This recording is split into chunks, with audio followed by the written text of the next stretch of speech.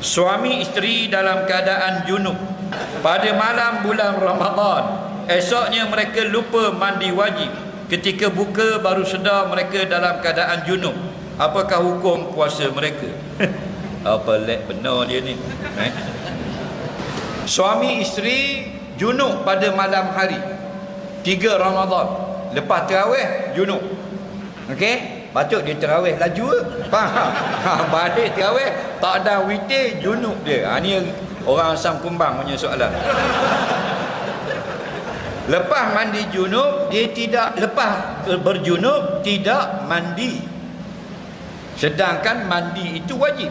Allah kata wa in kuntum junuba fatahharu. Jika kamu dalam keadaan janabah, hendaklah kamu mandi. Tapi kena faham, bukan wajib mandi segera pada malam.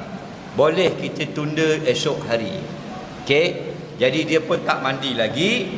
Dia bangun-bangun esok terlupa mandi junub. Dia berpuasa sampai maghrib, berbuka, tengah-tengah makan, bang, dah mandi junub bang. Semayang pun tak tahu semayang macam mana.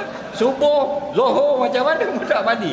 Katakan terlupa sungguh lah. Okey? Soalan dia bukan bab semayang. Soalan dia bab puasa. Puasanya sah. Sebab tu suruh tanya. Faham tak lagi?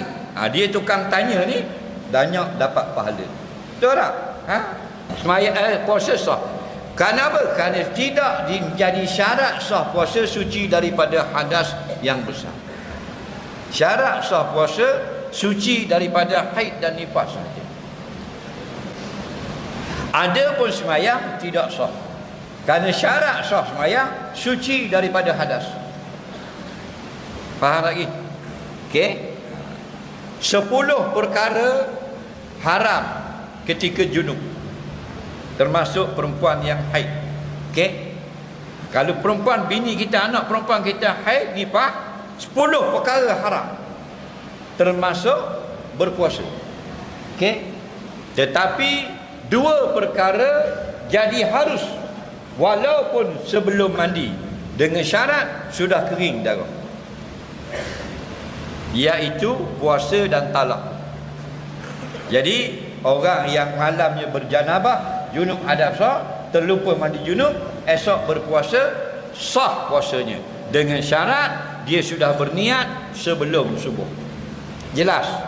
Okey.